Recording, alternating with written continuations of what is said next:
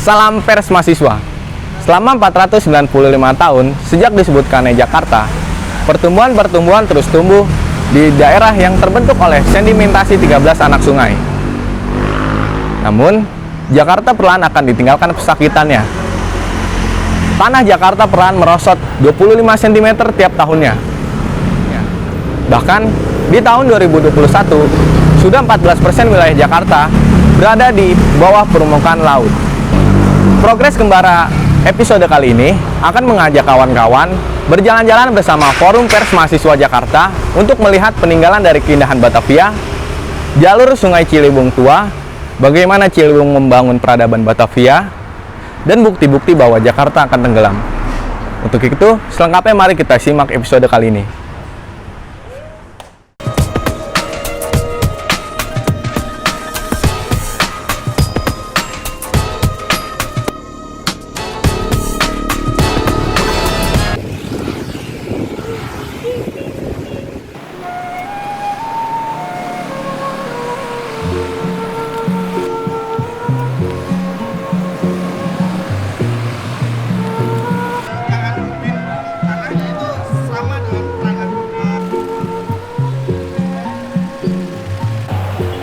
Di seberang stasiun Jakarta Kota, terdapat sebuah bangunan putih bernama Gedung Olve.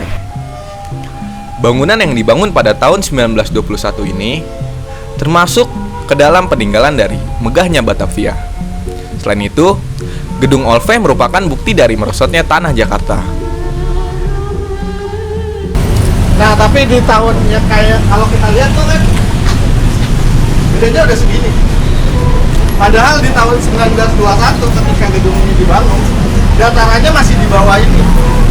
Dulu kalau misalnya kita bisa masuk ke dalam, di dalam tuh ada tradisi namanya OP swasta dari apa-apa.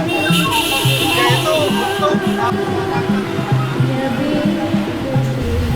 Setelah kita menyambangi Gedung Olve, kita melihat-lihat ke daerah Kota Tua, Kali Besar, dan akhirnya kita sampai ke Jembatan Merah. Jembatan Merah menjadi saksi bisu dari peradaban yang terbentuk di Jakarta, khususnya pada zaman Batavia. Aliran air yang berada di bawah Jembatan Merah merupakan aliran Sungai Ciliwung.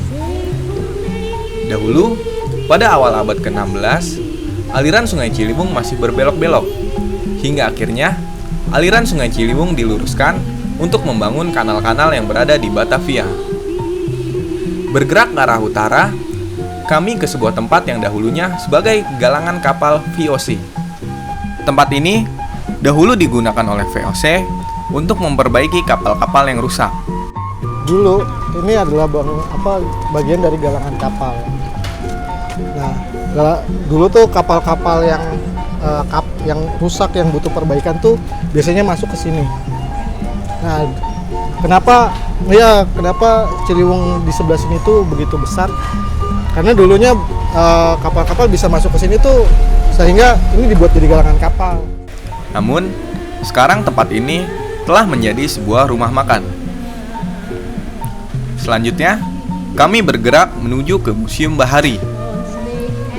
Di dalam Museum Bahari terdapat peninggalan-peninggalan Batavia dan kebaharian Indonesia. Selain itu, ada juga bukti-bukti dari turunnya permukaan dataran tanah Jakarta. Tak jauh dari Museum Bahari, kami menemui sebuah gedung yang bangunannya sudah terlihat miring ke arah jalan raya. Jadi mungkin dari sejarahnya dulu kali Kak, dibangunnya menara ini nih untuk apa atau gimana gitu latar belakangnya. Jadi kalau dulu nih ini tuh memang jadi menara yang paling tinggi di wilayah Batavia lama ini ya. Jadi kayak ketika kapal bersandar, kemudian aktivitas masyarakat di bawah, kemudian ada benteng-benteng, itu semuanya bisa terlihat dari menara ini. Tapi kan karena memang seiring berjalannya waktu terjadi penurunan muka tanah, menaranya juga agak turun, kemudian ada bangunan-bangunan lain yang juga kondisinya lebih tinggi di sekeliling, maka memang tidak sampai terlihat lagi di lautnya gitu ya. Jadi kayak kapal-kapal yang bersandar, karena di sebelah sana kan ada pelabuhan Sunda Kelapa tuh ya. Jadi biasanya ada pemberitahuan ketika ada kapal atau ada musuh yang datang gitu ya, itu bisa terlihat. Nah, sekarang kalau dilihat dari sisi depan sebenarnya posisi menara ini tuh sudah agak miring ke bagian menjorok ke bagian depan jalan, karena benda-benda berat yang melewati jalan tuh kayak truk peti kemas, kemudian ada kendaraan-kendaraan kecil yang terus-menerus yang akhirnya itu membuat jalan tuh lama-kelamaan jadi elevasinya tuh tidak seimbang dengan sisi-sisinya. Nah, akhirnya menyebabkan bangunan ini juga miring, menjorok ke bagian jalan. Nah, makanya kalau misalnya kita naik ke atas itu seperti ada perasaan gamang ya, gravitasinya agak aneh. Tadi teman-teman juga bisa merasakan kan itu. Dan tuh kalau ngegelindingin bola di atas tuh agak miring gitu. Nah, jadi ya sebenarnya sih harapannya semoga nggak sampai diperparah ya. Mungkin ada harus dilakukan pembatasan, mungkin ada ya kemungkinan wilayah depan yang di sana ada pelarangan untuk tidak melewati bagian depan museum dan lain sebagainya sih. Oke, makasih banyak ya Kak ya. Memang pertumbuhan kota Jakarta lebih maju dibanding kota lainnya. Namun, permasalahan turunnya dataran tanah Jakarta akan selalu menghantui hingga masa yang akan datang.